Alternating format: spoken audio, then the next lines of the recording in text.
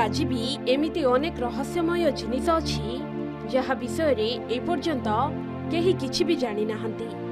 समय समय रे केवल खनन द्वारा एहाकू प्रत्नतत्वविद माने आविष्कार करिथांती, जहाकू देखिबा परे सारा दुनिया चकित होई रही जाए। समान भावे निकटरे समुद्रर गभीर जलराशि एपरी एक रहस्यर खुलासा होईछि जहा विषय रे जानिले आपण भी ताज्जुब हेबे। इंडोनेशियार समुद्र भितरु हजार हजार वर्ष पुराणा मानव सभ्यतार अवशेष मिलिछि। एही अवशेष गुड़िक बुड़ी रहिथिबा सुंडालैंड सभ्यतार इतिहास को नुआ मोड़ देइछि।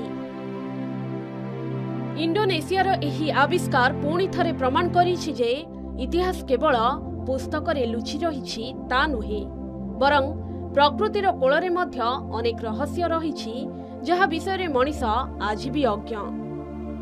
जाभा एवं इंडोनेशियार मदुरा द्वीपपुंज मध्यरे समुद्ररू बाली बाहर करिबा समय रे हजार हजार वर्ष पुराणा जीवाश्म मिलिछि।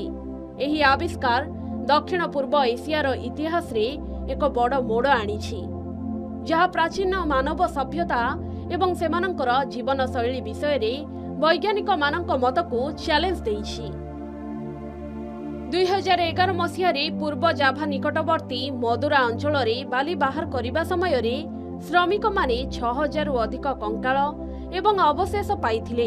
अवशेष गुड़िकरे कोमोडो ड्रागन, महिषी, हरिण, विशाल हाथी एवं 2टी मानव खपुरीर किछि अंश मध्य मिलिथिला। नेदरलैंडर लीडेन विश्वविद्यालयर प्रत्नतत्वविद हारोल्ड बर्गुइज टीम तदंत करिबा परे जानिबाकू पाइले जे यह होमो इरेक्टस प्रजातिर खपुरी थिला। यह आजिर आधुनिक मनीषर पूर्व पुरुषंक अवशेष बोली कुहा जाउछि। एही अवशेष गुड़िकर बयस प्राय 1,40,000 वर्ष बोली सूचना मिलिछि।